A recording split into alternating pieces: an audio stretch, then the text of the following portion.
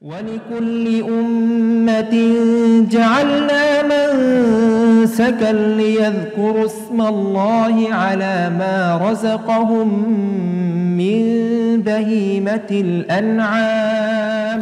السلام عليكم ورحمة الله وبركاته. الحمد لله رب العالمين والصلاة والسلام على نبينا محمد وعلى آله وأصحابه أجمعين. أما بعد, প্রিয় দর্শক, আজকে আমরা আলোচনা করব সেই সকল ত্রুটি নিয়ে যেগুলো কোরবানির গবাদি পশুর মধ্যে থাকলে কোরবানি গ্রহণযোগ্য হবে না। কারণ নবী সাল্লাল্লাহু আলাইহি ওয়াসাল্লাম এই ত্রুটিগুলোর কথা বলে দিয়েছেন এবং বলেছেন এই ধরনের ত্রুটি সম্পন্ন গবাদি পশু দিয়ে কোরবানি হবে না।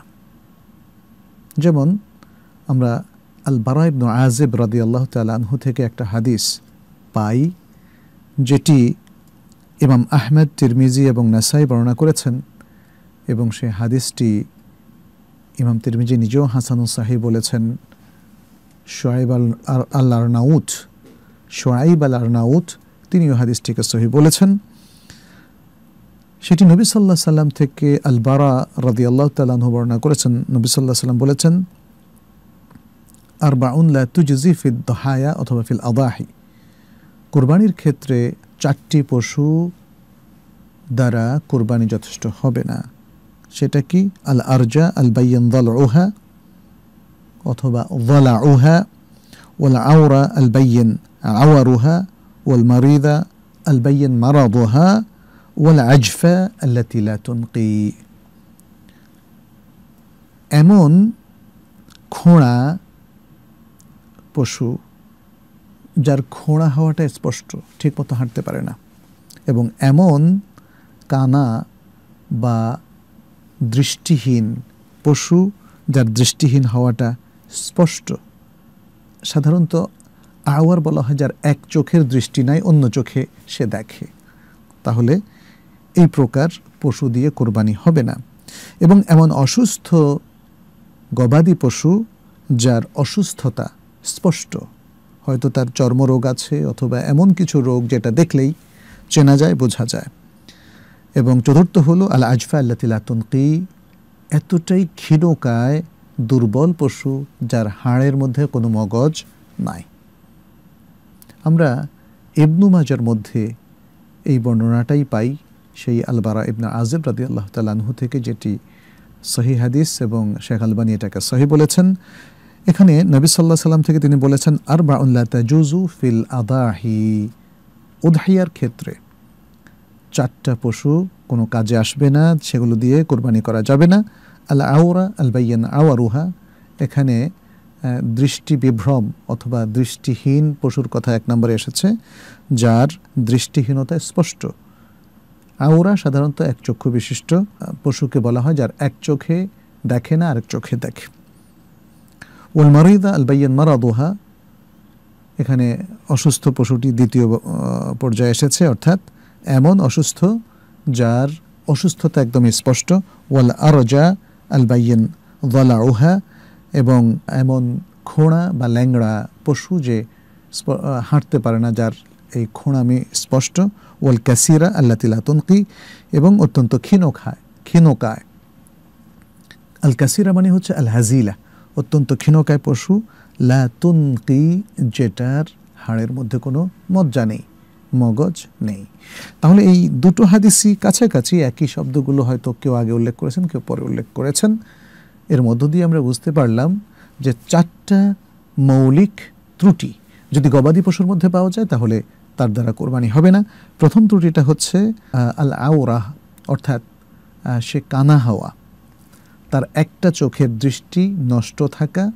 আর যদি দুটো চোখের দৃষ্টি নষ্ট থাকে সেটা তো আরও উত্তমভাবে নিষিদ্ধ হবে, কারণ তার একটা চোখের দৃষ্টি যদি চলে যায়, সেটা স্পষ্টভাবে বোঝা যায়, তাহলে তা দিয়ে কোরবানি হবে না। দ্বিতীয় হচ্ছে তার রোগ যদি স্পষ্ট হয়, রোগ সেটা চর্মরোগ হোক আর যে কোনো রোগই হোক, সে পশুর রোগ তো যে কেউ সাধারণ মানুষও যদি বুঝে ফেলে, দেখে ফেলে, তাহলে যেহেতু সহজেই সেটা চিহ্নিত করা যায়, এই জন্য সেই পশু দিয়ে কোরবানি হবে না। কিন্তু রোগ যদি খুবই সামান্য হয় এবং সেটা পরীক্ষা নিরীক্ষা করার পরে বোঝা যায়, তাহলে এটা হচ্ছে আল মারাদুল খাফিফ, খুবই হালকা রোগ। এতে কোনো সমস্যা নেই। এখানে বলা হচ্ছে আল বাইয়িন মারাদুহা, যার রোগাক্রান্ত হওয়াটা স্পষ্ট। তৃতীয় হচ্ছে তার খোঁড়া হওয়াটা স্পষ্ট। যদি সে খোঁড়া হয়, অর্থাৎ হাঁটতে তার কষ্ট হয়, সে যে কোনো পা ভেঙে যায় অথবা খোঁড়া থাকে, যদি 2 পা ভেঙে যায় তাহলে আরও উত্তমভাবে এটা নিষিদ্ধ হবে। যদি 3 পা আর যদি 4 পাই ভাঙা থাকে তাহলে আরও উত্তমভাবে নিষিদ্ধ হবে। তার মানে হচ্ছে সে হাঁটতে গিয়ে যদি সুস্থ সবলভাবে হাঁটতে না পারে তাহলেই খোঁড়া বলে গণ্য হবে। এবং চতুর্থ শর্ত হচ্ছে এমন ক্ষীণকায় পশু হওয়া যার হাড়ের মধ্যে মগজ নাই। সাধারণত অত্যন্ত ক্ষীণকায় হলেই এই বিষয়গুলো আমাদের চোখে পড়ে, এবং সেটাই বলা হচ্ছে আল্লাতি লা তনকি। ক্ষীণকায় হলে এটা খুব সহজেই বোঝা যায় যে এটা মজ্জাহীন একটা পশু। এক্ষেত্রে আমরা দেখি ওলামায়ে কেরাম এই 4টা শর্তের আলোকে আরও বেশ কিছু শর্তের ব্যাপারে আমাদেরকে সতর্ক করেছেন, এবং আমরা যেন সেই ত্রুটিপূর্ণ পশুগুলোকে কোরবানি না করি সেজন্য তারা আমাদের দৃষ্টি আকর্ষণ করেছেন। যেগুলো আমাদের ওলামায়ে কেরাম এর সাথে সম্পৃক্ত করেছেন তার মধ্যে রয়েছে যেমন শিং ভাঙা, যেই পশুগুলো শিং ভেঙে গেছে তাহলে সেগুলো দিয়ে কোরবানি হবে না। আর এছাড়াও আরও রয়েছে যেমন যেগুলোর চোখের দৃষ্টি খুবই কম তারা দেখতে পায়, 2টো চোখই হয়তো নষ্ট হয়ে গেছে, চোখের দৃষ্টিতে তারা একদম ভালো করে দেখে না, তাহলে সেগুলো আওরা অথবা আমিয়া, অর্থাৎ পুরো অন্ধ অথবা কানা এর মধ্যে গণ্য হবে। এছাড়াও শারীরিকভাবে যেগুলো আসলে শারীরিক প্রতিবন্ধী অথবা শারীরিকভাবে কান কাটা, তারপরে কানের মধ্যে এমনভাবে আসলে বেশ কিছু ছিদ্র কিংবা ত্রুটি তৈরি হয়েছে যাতে কান কাটাই মনে হয়, তাহলে সেগুলো দিয়ে আসলে হবে না। এছাড়াও যেমন লেজ কাটা, অথবা যেগুলো দাঁত আছে কিন্তু দাঁত সবগুলো পড়ে গিয়েছে অথবা অনেক দাঁত পড়ে গিয়েছে, তাহলে সেগুলো দিয়ে আসলে কোরবানি হবে না।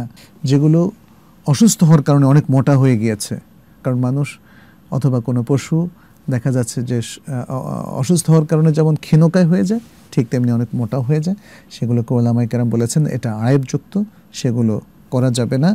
ঠিক তেমনি যেগুলোর কানকে সমান করে দেওয়া হয়েছে অথবা কানটা তার শরীরের সাথে লেগে আছে, এই ধরনের ত্রুটিযুক্ত পশু কোরবানি করা যাবে না। অথবা যে পশু একদমই আসলে যেমন যদি সেটা মাদি পশু হয়ে থাকে, গবাদি, সেগুলো যদি গর্ভধারণের অনুপযুক্ত হয়ে যায় তাহলে এটা একটা বড় আয়েব, এবং সে আয়েবের কারণে ওলামায়ে কেরাম বলেছেন সেগুলোকেও কোরবানি না করার জন্যে। তো এরকম আরও বেশ কিছু বিষয় আছে যেগুলো হয়তো আমরা বড় আয়েবগুলো যেগুলো হাদিসে এসছে এর সাথে সম্পৃক্ত করতে পারি। এটা কিছুটা ইজতিহাদের বিষয়। আমাদের যেটা চেষ্টা করতে হবে সব ধরনের ত্রুটিমুক্ত গবাদি পশু আমাদেরকে ব্যবস্থা করতে হবে যাতে আমরা কোরবানি করি। অতএব ত্রুটি পরিহার করে, আয়েব পরিহার করেই ভালো সুন্দর হৃষ্টপুষ্ট এবং যতটুকু সম্ভব নিখুঁত গবাদি পশু চয়ন করা কোরবানির জন্য সেটা আমাদের জন্য বিধেয়। আজকে এ পর্যন্তই। হাদা ওয়া সাল্লাল্লাহু সাল্লামা আলা নবিয়িনা মুহাম্মদ ওয়া আলিহি ওয়া আসহাবিহি আজমাইন।